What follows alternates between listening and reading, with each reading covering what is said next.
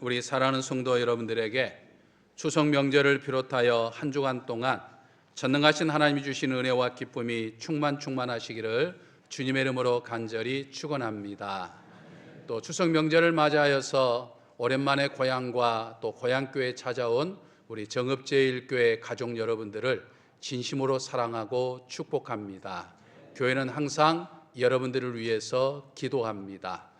또 요즘에는 이제 자녀들이 고향을 오는 것이 아니라 이제 부모들이 자녀들의 집 있는 곳을 가는 출타하신 성도들도 많이 있는데, 우리 성도들에게도 하나님의 크신 은혜가 늘 충만하고 또 긴 연휴를 맞이해서 외국으로 여행하신 성도들도 많이 있는데, 그분들에게도 동일한 하나님의 은혜와 은총이 충만하시기를 주님의 이름으로 간절히 축원합니다. 우리 이 시간 앞뒤 옆 사람과 인사하겠습니다. 행복한 한 주 보내세요. 네, 행복한 한 주 보내시고. 네, 오늘은 추석 명절을 앞두고 우리 교단이 지키는 한가위 감사 주일입니다. 한 주간 동안 추석 명절을 맞아 온건 각처 흩어져 있던 가족이 함께 모여 행복한 시간들을 보내시기를 바랍니다. 그리고 추석 명절을 맞아 그동안 소원했던 사람들과 안부를 나누며 또 사랑의 교조도 나누고 또 무엇보다도 어려운 이웃도 생각하면서 한 주간을 보내는 저와 우리 사랑하는 성도 여러분들이 되어야 될 줄로 믿습니다. 지난 주일부터 비록 6 가정이지만 예년에 비해서 적은 가정이지만 이제 부부 학교가 시작이 되었습니다. 4번째 맞이하는 부부 학교라 거의 대부분 같은 주제를 다루고 있지만 저는 매번 함께 참여하면서 은혜를 참 많이 받습니다. 이제 뒤에 앉아서 참여한 부부들이 강사의 말과 이끌림에 따라서 서로 웃고 또 대화를 나누며 즐거운 시간 보내는 것을 보면서 저 역시 그 말씀을 들을 때마다 그렇지 하면서 절로 고개가 끄덕이면서 은혜를 받습니다. 정말 많은 생각을 하게 하는 시간입니다. 부부학교 이렇게 말하니까 마치 다른 부부 앞에서 우리 부부만이 가지고 있는 이 둘만이 가진 이 내밀한 이야기까지 혹시 꺼내야 되는 것은 아닌가 하는 생각을 하기 쉽습니다. 하지만 그런 것은 결코 아니고 그저 일반적인 부부가 겪고 있는 소소한 이야기들, 그렇지만 대부분의 부부가 놓치며 살아가는 이야기들을 나누면서 함께 웃고 즐기는 또 탄성을 지르며 깊은 깨달음을 얻는 그런 시간의 연속이라 정말 이 많은 부부들이 이 좋은 걸 왜 하지 않나 하는 그런 안타까움을 매번 하기도 합니다. 부부학교를 시작하면서 강사 목사님이 첫 마디가 행복이 무엇이고 어떻게 하면 행복할 수 있을까라고 하는 방법을 물었습니다. 저도 오늘 이제 추석을 앞두고 이렇게 하나님 앞에 주일 예배를 드리는 우리 사랑하는 성도 여러분들에게 묻고 싶습니다. 여러분, 행복하고 싶으신지요? 아멘 안 하신 분들은 저는 불행해도 괜찮습니다. 그러신 분들인가요? 여러분, 행복하기를 누구나 다 원하는데 우리 가정의 모든 식구들, 남편과 아내 또 자녀와 부모가 함께 모두가 다 행복하고 살고 싶은데 어떻게 하면 행복할 수 있을까요? 그것은 자기와 가장 가까운 사람과 잘 지내는 것이 행복이다라고 하는 것입니다. 아내와 남편이 잘 지내면 행복하지요. 하지만 아내와 남편이 매일 갈등하고 매일 다투고 한다면 그것은 그야말로 그 가정은 하루하루가 지옥입니다. 자녀와 부모가 잘 지내면 행복하지요. 근데 자녀와 부모가 매일 갈등하면 그야말로 그 가정은 지옥의 연속이죠. 가정은 가족끼리 서로 사랑하면 현세 천국, 그러니까 이 땅에서 천국이 되지만 서로 미워하면 지옥이 되는 거죠. 부부가 서로 사랑하면서 행복하기 위해서 결혼을 했는데 시간이 지나면서 서로 다투고 싸우면서 미워하기 시작하니까 그만 불행한 지옥이 되고 말지요. 사랑도 없고 행복하지도 않으면 천국 되어야 할 가정이 불행해지고 지옥이 되는 것이죠. 여러분, 교회에서도 마찬가지 아닙니까? 교회에서도 목사와 성도가 잘 지내면 행복합니다. 교회 오고 싶어요. 하지만 목사와 성도 사이에 갈등이 있으면 그야말로 교회 생활이 지옥이죠. 성도 상호 간에도 서로가 잘 지내면 행복하지만 성도 상호 간에 다툼이 있어가지고 누군가를 미워하는 마음을 가지면 아이고 저 왼수 오늘 또 왔네 뭐 이런 생각들을 갖게 되면 그야말로 교회에 오기 싫은 교회가 지옥이 되고 마는 것이죠. 여러분, 교회는요 이 땅에서 천국을 보여줘야 할 사명을 가지고 있습니다. 하지만 교회가 서로 비판하고 서로 미워하고 서로 다투는 모습을 보여주면 천국을 보여줘야 할 교회가 오히려 지옥을 보여준다라고 하는 거죠. 요즘에는 하나님의 영광을 드러내야 할 교회가 거룩함을 잃어버리고 오히려 세상에 부끄러움을 당하는 일들을 많이 행하게 되는 것들을 보게 됩니다.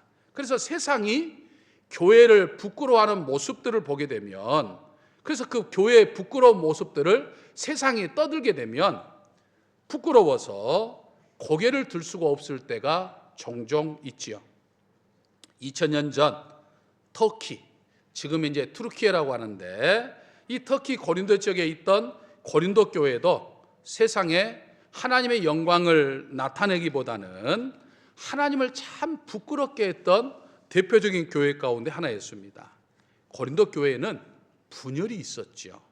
다툼이 심한 교회였습니다. 주의 종의 권위를 무시하는 교회였고 성도들끼리 서로 고소고발이 끊이지 않아서 세상 법정에 섰던 그런 교회입니다. 또 부끄러운 음행이 있어서 사도 바울에게 책망을 받았던 교회였습니다. 이렇게 부끄러움이 많이 있는 교회임에도 불구하고 고린도 교회 교인들은 자기가 의롭다고, 내가 제일 잘나고 똑똑하다고 자기를 드러내고 자기를 자랑하고 잘난 척하는 교만이 가득했던 교회이기도 했었습니다. 사도 바울은 그런 고린도 교회 성도들의 모습에 너무나도 속이 상해서 지금 고린도 교회인들을 책망합니다. 너희 중에 잘난 사람이 어디 있느냐? 너희 중에 지혜 있는 자가 어디 있느냐? 너희 중에 능력 있는 자가 어디 있느냐? 너희 중에 문벌이 좋은 자가 어디에 있느냐? 그런데 왜 그렇게 잘난 척하면서 자랑하느냐라고 책망했던 거죠. 마치 오늘날의 교회를 책망하는 것 같아 보입니다. 사도 바울은 이 고린도 교인들을 책망하면서 그럼에도 불구하고 고린도 교회를 부르셨던 이 하나님의 택하심의 지혜를 말씀하고 있는 것을 볼 수 있습니다. 우리가 27절과 28절을 다시 한번 보면, 그러나 하나님께서 세상에 미련한 것들을 택하사 지혜 있는 자들을 부끄럽게 하려 하시고 세상에 약한 것들을 택하사 강한 것들을 부끄럽게 하려 하시며 하나님께서 세상에 천한 것들과 멸시받는 것들과 없는 것들을 택하사 있는 것들을 폐하려 하시나니, 이렇게 말씀합니다. 오늘 우리는 사도 바울이 말한 이 택하심, 하나님의 택하심의 지혜를 보면서 이 시간 하나님의 음성을 듣는 저와 여러분이 되기를 원합니다. 먼저 우리는 나의 연약함을 인정할 수 있어야 함을 깨닫게 됩니다. 26절을 보면 사도 바울은 고린도 교회 성도들에게 하나님이 부르신 사람들의 약함을 지적합니다. 그러니까 고린도 교인들은 자기들이 강하다, 자기들이 지금 능력 있다 떠들고 있지만 그들은 연약한 존재들이다라고 하는 것을 이야기하면서 인정하라라고 하는 것이죠. 그리고 무엇보다도 하나님이 부르신 사람들은 연약한 사람들임을 지적합니다. 즉 하나님께서 고린도 교회 성도들을 부른 것과 오늘 우리를 부르신 것은 내게 어떤 뭔 강한 것이 있어서, 내가 다른 사람보다 더 똑똑한 것이 있어서, 내가 다른 사람보다 더 능력이 있어서, 내가 다른 사람보다 배운 것이 더 많아서, 내가 다른 사람보다 내 가문이 어떤 특별한, 그러니까 문벌이 있어가지고 내가 하나님의 자녀가 된 것이 아니다라고 하는 사실이죠. 하나님이 택하신 사람들은 세상 사람들에 비하면 지혜롭거나 능력 있거나 문벌이 좋은 사람이 아니다라고 하는 것이죠. 물론 아주 없는 건 아니지만 대부분이 미련하기도 하고 무능력하기도 하고 문벌이 좋지 않다는 거죠. 조금 후에 우리가 살펴보겠습니다만 오히려 하나님은 연약한 사람들을 통해서 큰 일을 이루시는 분이심을 이야기합니다. 그러므로 사랑하는 성도 여러분, 먼저 우리는 내 자신의 연약함을 인정할 수 있어야 된다라고 하는 거예요. 여러분, 교회는요, 잘나고 똑똑한 사람이 오는 게 아니라 못나고 부족한 사람들이 오는 것입니다. 근데 내 잘남, 내가 똑똑하고 내가 잘났고 내가 뭐 특별한 능력이 있고 내가 누구보다 더 낫다고 하는 것을 드러내려고 하면 교회로 올 것이 아니에요. 어디로 가야 될까요? 국회로 가야 돼요. 국회. 국회 가면 잘난 사람들 많이 있잖아요. 똑똑한 사람들 많이 있잖아요. 그러니까 거기 가면 됩니다. 늘 내 부족함과 나의 연약함을 깨닫고 하나님의 도우심과 하나님의 은혜를 사모하는 사람이 오는 곳이 바로 교회입니다. 근데 고린도 교회 성도들은 그러지 못했다는 거예요. 서로 잘났다고 잘난 척하다가 온갖 갈등과 다툼이 만연하게 된 거예요. 여러분, 하나님은요, 약한 사람을 들어서 사용하십니다. 하나님께서 만일 자기의 약함을 인정하지 않는 사람, 나는 누구보다 똑똑하고 나는 누구보다 잘났고 나는 누구보다 능력 있고 나는 누구보다 대단한 가문을 가지고 있는 사람이라고 생각한 사람을 하나님이 택하셔가지고 그를 붙드셔서 그를 통해서 어떤 일들을 이루시고 나면 훗날 그 사람은 자기가 잘나서 자기가 능력이 있어서 내가 뭔가 특출해서 이 일들을 이루었다고 생각하지 하나님이 나를 도와주셔서 일했습니다 라고 인정하지 않는다는 거예요. 사도 바울을 보더라도 하나님이 사람을 들어 쓰시는 원리를 우리는 발견할 수 있습니다. 하나님께서 사도 바울이 사울이었을 당시에 사울을 사용하기를 원하셨지만 사울은 너무 자기 자신이 강했어요. 사울은 똑똑했고 잘났고 출세지향적이었어요. 그 당시에 사울은 최고의 학부를 졸업했고 지금으로 말하면 서울대를 졸업했고 당대 최고의 스승인 가브리엘 문화생으로 공부를 했습니다.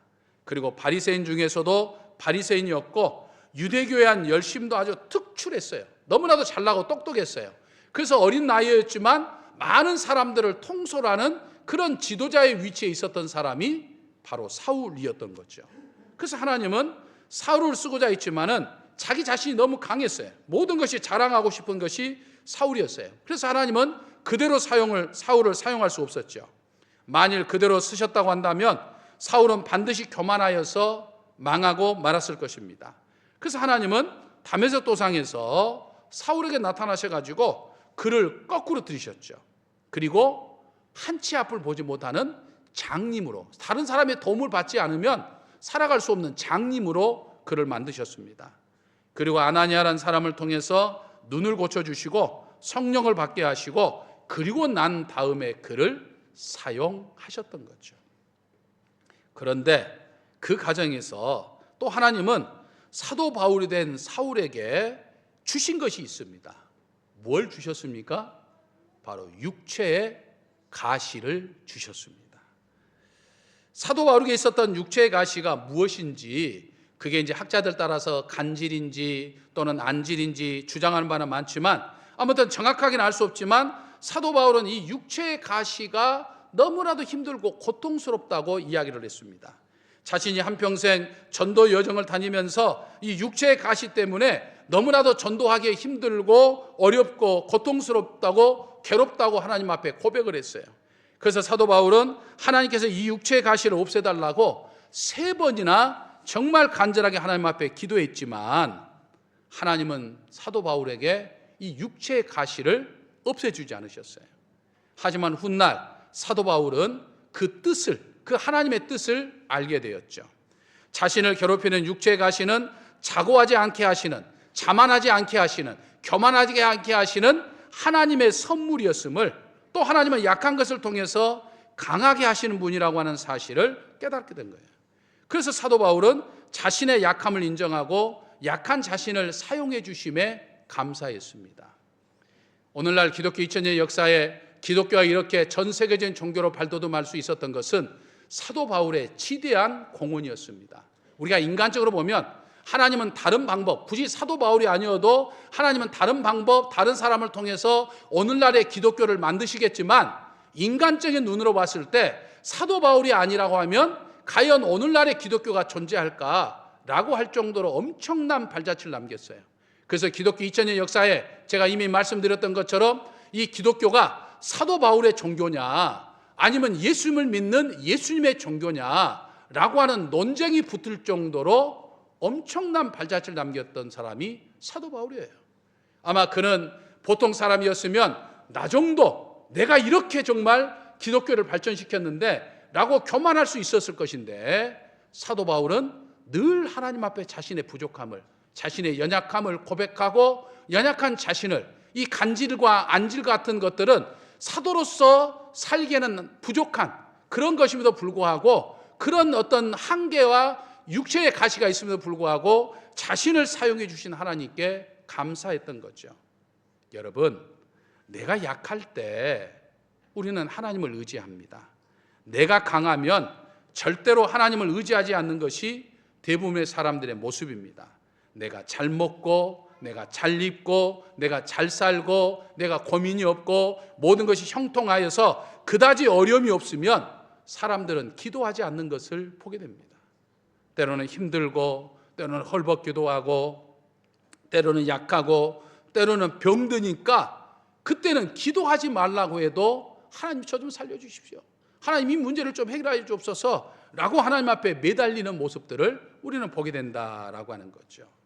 사랑하는 성도 여러분, 내 약함을 깨닫고 인정하여 늘 하나님 앞이나 사람들 앞에 겸손하시기를 바랍니다. 그때 하나님의 은혜가 내게 주어지고 우리는 하나님의 일에 쓰임을 받게 될 거예요. 고린도 교회 성도들처럼 교만하면 갈등과 다툼으로 인해서 교회가 지옥이 되고 내 삶도 지옥이 되는 것이죠. 내 약함을 인정하고 늘 하나님 앞에 쓰임받으며 행복한 신앙의 삶을 살아가는 저와 우리 사랑하는 성도 여러분들 되시기를 주님의 이름으로 간절히 축원합니다. 다음으로 하나님은 약한 나를 강하게 사용하시는 분이다라고 하는 사실을 깨닫습니다. 하나님은 내가 강하거나 능력이 있어서 사용한 것이 아니라 약하고 흠이 많음에도 나를 사용해 주십니다. 내 약함에도 불구하고 오히려 그 약함 때문에 내가 감사할 수 있는 것은 하나님은 약한 나를 강하게 사용해 주시는 분이기 때문이다라고 하는 사실이에요. 그러니까 여러분, 우리가 교회 일을 하는 데 있어서 능력 없다고 핑계대지 말아야 됩니다. 교회는 능력으로 하는 게 아니에요. 능력 없으니까 하나님이 여러분들을 붙들어 주신 거예요. 그러니까 저는 능력이 없어서 못합니다. 나는 실력이 없어서 할 수 없습니다. 나는 그거에 대해서 자신이 없으니까 할 수 없습니다. 이건 다 핑계예요. 하나님은 그런 나를 오히려 더 사용하신다라고 하는 사실이죠. 오늘 본문 27절과 28절을 보면 하나님께서 세상에 미련한 것들을 택하사 지혜 있는 자들을 부끄럽게 하려 하시고 세상에 약한 것들을 택하사 강한 것들을 부끄럽게 하려 하시며 하나님께서 세상에 천한 것들과 멸시받는 것들과 없는 것들을 택하서 있는 것들을 폐하려 하시나니라고 말씀합니다. 여러분, 성경을 보면요, 하나님 앞에 붙잡힌 바 되어서 뭔가를 했던 사람들의 면면을 전부 우리가 살펴보면요, 사실은 하나같이 하나님 앞에 쓰임을 받기에는 뭔가 좀 부족한, 2% 부족한 것이 아니라 사실은 몇십 프로 부족한 그런 사람들, 다시 말해서 하자가 있는 사람들이었던 것을 보게 됩니다. 그런데도 하나님은 약하고 실수가 많은 그들을 오히려 강하게 하셨던 거죠. 대표적인 예로 아브라함을 우리는 들어볼 수 있습니다. 그는 믿음의 조상이었지만 사실은 허물과 실수가 많았던 사람이었죠.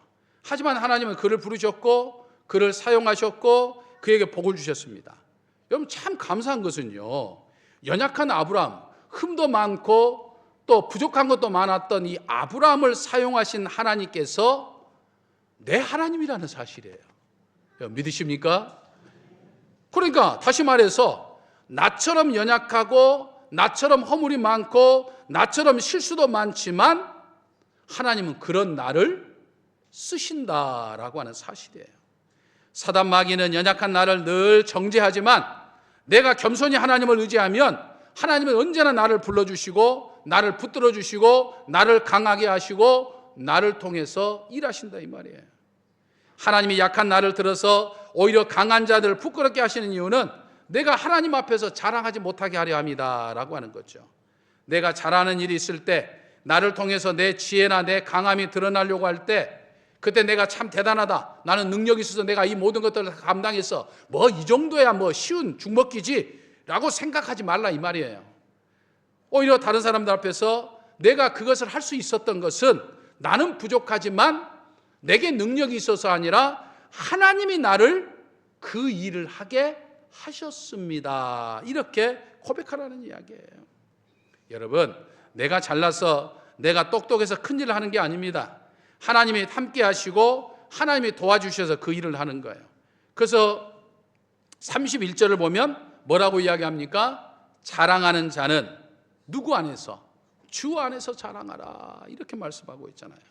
그러면 나는 부족하지만 하나님께 나에게 그 일을 감당할 수 있도록 내게 힘을 주셨습니다 라고 고백할 수 있어야 돼요. 내가 어떤 일을 잘해낼 때는 그 배후에 나를 붙드시는, 역사하시는 하나님이 계시기 때문인 거죠. 믿으십니까? 여러분, 내가 능력 있다고 교만해서도 안 되지만 나는 할 수 없다고 주저하거나 핑계대서도 안 됩니다. 하나님께서 연약한 나를 통해 역사하시기 때문입니다. 그러면 오늘도 연약한 나를 통해 일하시는 하나님과 함께하는 한 주간이 되시기를 주님의 이름으로 간절히 축원합니다. 그러므로 오늘 내가 이 시간 정말 주신 이 말씀을 생각하면서 결단하고 해야 할 일들은 하나님과 하나가 되는 일입니다. 여러분 꼭 기억하시기를 바랍니다. 내가 하나님과 하나 되는 삶을 살면 하나님은 내 모든 것에 되어주신다라고 하는 사실입니다. 30절을 보면 너희는 하나님으로부터 나서 그리스도 예수 안에 있고 예수는 하나님으로부터 나와서 우리에게 지혜와 의로움과 거룩함과 구원함이 되셨으니 라고 말씀합니다. 무슨 말씀입니까? 내가 하나님을 의지하고 하나님과 하나 되는 삶을 살면 하나님의 지혜가 내 지혜가 되고 하나님의 의로움이 내 의로움이 되고 하나님의 거룩함이 내 거룩함이 되고 하나님의 구원하심이 내 구원함이 된다라고 하는 말이에요. 그러니까 이 말은 예수 그리스도의 지혜가 내 지혜가 되고 예수 그리스도의 의로움이 내 의로움이 되고 예수 그리스도의 거룩함이 내 거룩함이 된다는 말씀입니다. 여러분 생각해 보면 정말 기가 막힌 말씀 아닙니까? 얼마나 힘이 되는 말씀인지 모릅니다. 여러분, 우리는요 예수 그리스도가 지신 십자가를 통해서 예수 그리스도와 하나가 됩니다. 그래서 십자가를 통해서 우리의 연약함을 예수 그리스도에게 보내고 십자가를 통해서 예수 그리스도의 강함을 내가 받는 거예요. 그래서 제가 지난번에 말씀드렸던 것처럼 저 십자가는 교환의 장소다, 나와 예수님 사이에 뭔가를 교환하는 장소다라고 말한 것이죠. 나의 약함은 십자가를 통해서 강한 주님에게로 가고 주님의 강함은 십자가를 통해서 약한 내게로 옵니다. 주님의 지혜와 건강과 풍성함은 십자가를 통해서 나에게로 오고 나의 미련함과 질병과 부족함은 십자가를 통해서 주님에게로 가는 거예요. 그래서 18절을 보면 사도 바울은 뭐라고 이야기합니까? 십자가의 도가 멸망하는 자들에게는 미련한 것이요 구원받는 우리에게는 하나님의 능력이라, 이렇게 말씀합니다. 여러분, 하나님은요 하나님을 의지하는 사람을 좋아하십니다. 자기의 강함을 자랑하고 자기의 어떤 의로움을 드러내고 교만한 사람은 싫어하지만 자신의 약함을 알고 전능하신 하나님을 의지하는 사람을 하나님은 좋아하셔요. 그것이 내가 하나님과 하나 되는 일이에요. 그러니까 내가 할 일은 하나님과 하나 되는 일을 하면 된다라고 하는 사실이에요. 우리는 세상에 살면서 내 힘과 내 능력으로 세상의 지혜로는 도저히 해결할 수 없는 문제들을 만날 때가 종종 있습니다. 그럴 때 두려워하거나 염려할 필요가 없어요. 모든 게 가능하신 전능하신 하나님과 하나됨의 삶을 살기만 하면 하나님이 내 능력이 되어서 내 모든 문제들을 해결할 수 있는 역사가 일어나기 때문입니다. 그러므로 언제 어디서나 무엇을 하든지 어떤 형편에 있든지 누구를 만나든지 여러분들의 생각과 여러분들의 말과 여러분들의 행동이 하나님의 마음을 합하기 위해서 힘써 노력하시기를 바랍니다. 그럴 때 여러분들은 하나님과 하나 될 것이고 하나님의 능력으로 이 세상을 이겨가는 능력의 사람들이 될 줄로 믿습니다. 그래서 이번 한 주도 더욱더 하나님을 의지하며 하나님과 함께하는 삶을 살기에 부족함이 없는 저와 우리 사랑하는 성도 여러분들 되시기를 주님의 이름으로 간절히 축원합니다. 할렐루야. 은총의 아버지 하나님, 오늘 저희에게 한가위 민속주의를 허락하여 주셔서 하나님의 은혜를 깨닫게 하시니 감사합니다. 특별히 사도 바울을 통해 고린도 교회 성도들에게 권면한 하나님의 음성을 저희가 듣게 하시니 감사합니다. 매일매일 삶 속에서 내 연약함을 고백하게 하시고 그 연약함 때문에 더욱더 하나님을 붙드는 삶, 하나님과 하나 되는 삶을 살게 하여 주셔서 약한 나를 통해 강하게 하시고 하나님의 뜻을 이루어가게 하여 주시옵소서. 믿사옵고 예수님의 이름으로 기도하옵나이다. 아멘. 전능하사 천지를 만드신 하나님 아버지를 내가 믿사오며 그의 아들 우리 주 예수 그리스도를 믿사오니 이는 성령으로 잉태하사 동정녀 마리아에게 나시고 본디오 빌라도에게 고난을 받으사 십자가에 못 박혀 죽으시고 장사한 지 사흘 만에 죽은 자 가운데서 다시 살아나시며 하늘에 오르사 전능하신 하나님 우편에 앉아 계시다가 저리로서 산자와 죽은 자를 심판하러 오시리라. 성령을 믿사오며 거룩한 공효와 성도가 설교하는 것과 죄를 사하여 주시는 것과 몸이 다시 사는 것과 영원히 사는 것을 믿사옵나이다. 아멘.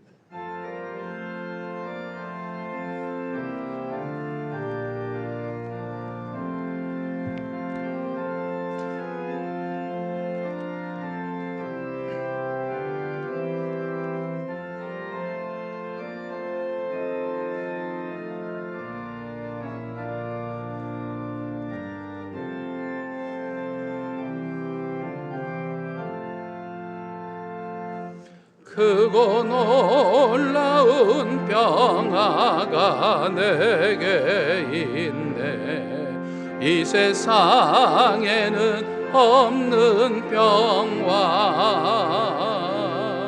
나의 영혼과 몸 주께 드립니다. 오 놀라운 나의 구주,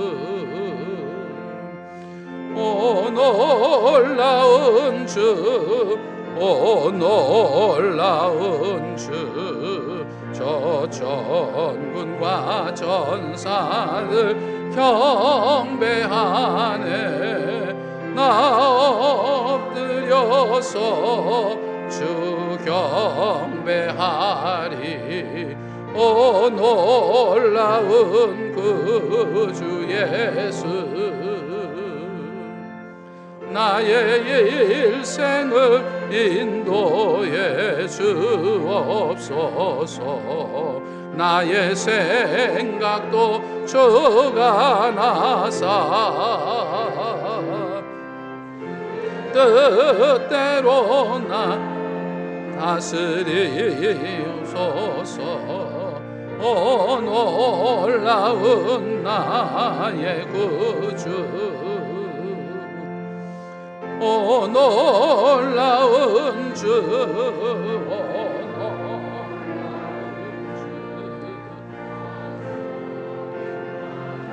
주. 사들 경배하네. 나 엎드려서 주 경배하리. 오 놀라운 구주 예수, 나의 모든 것 주님께 드리오니 주여 기쁘게 받으시사 주의 나라 위에 성별하옵소서. 오 놀라운 나의 구주,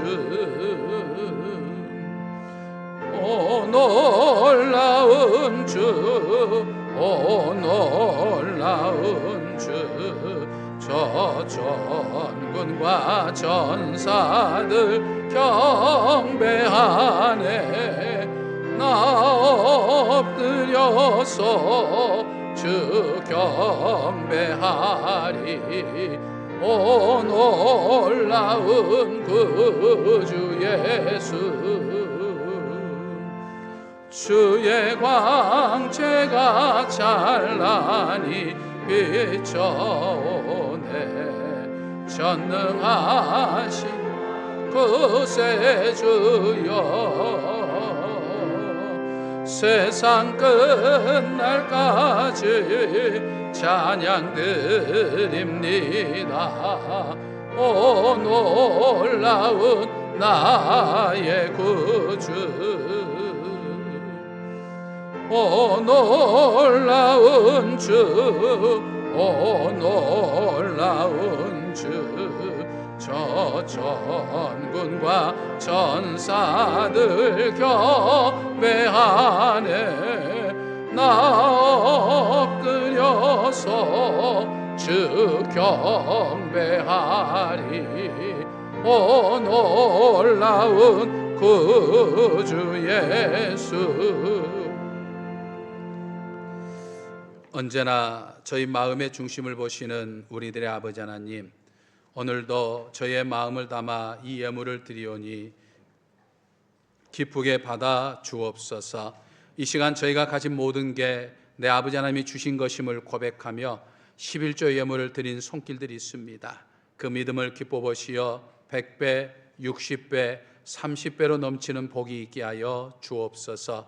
또 하나님 은혜에 감사하여 감사 예물을 드린 손길들도 있습니다. 감사할 줄 아는 그 마음을 기뻐 보시어 그 삶 속에 늘 감사한 일들만 경험되어지게 하여 주옵소서.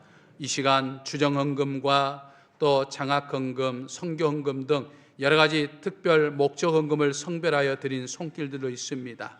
그 드린 손길을 기억하여 주시고 늘 보기에 복을 더하여 주옵소서. 특별히 예물이 하나님의 나라와 교회, 그리고 주의 복음을 전하는 일에, 또 어려운 이웃을 위해 귀하게 사용되게 하여 주시옵소서. 믿사옵고 예수님의 이름으로 기도하옵나이다. 아멘.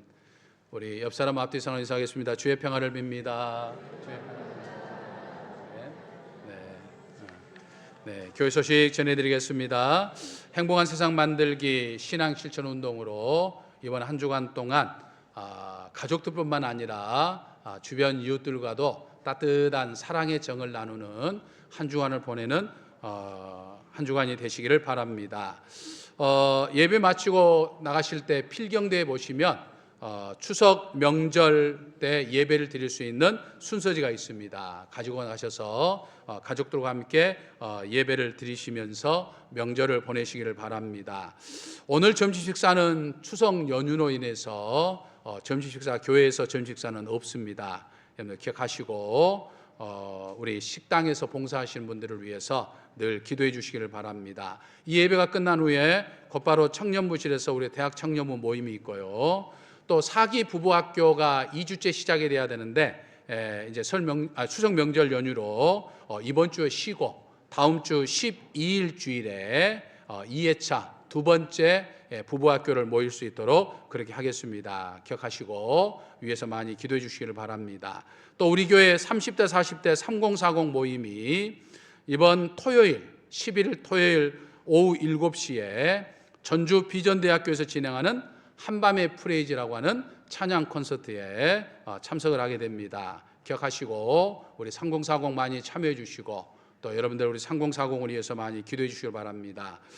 지난주에도 광고했습니다만 18일 토요일 날 우리 전 교회 교인들 야유회를 갑니다. 그래서 여러분들이 필경대 정문 쪽에 신청서가 붙여져 있고 또 아래 신청서가 붙여져 있는데, 지난주에는 추석 명절 준비를 하는데 생각이 많이 있느니라고 기록 안 하신 분들이 많더라고요.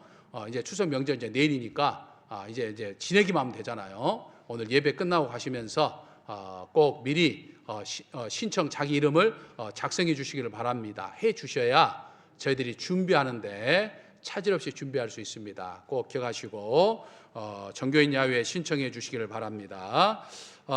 나영기 안수 집사님이 정읍 아산병원에 지금 입원해 계시고요. 지난주 화요일에 우리 교회 최혁술 권사님이 우리 여신도의 전북연합회 회장으로 취임을 했습니다. 그래서 이제 2년 동안 우리 전북 지역에 있는 모든 여신도들을 대표해서 이제 사역을 하게 되는데 여러분들 기억하시고 축하도 해주시고 또 위에서 많이 기도해 주시기를 바랍니다. 그래서 다음 주 지난 월요일에는 우리 전북 여신도의 또 실행위원회 모임이 또 우리 교회에서 있습니다. 그래서 임수대 장로님, 최옥신 권사님 가정에서 취임 감사에서 이렇게 화분을 봉헌해 주셨습니다. 여러분 기억하시고 위에서 많이 기도해 주시기를 바랍니다.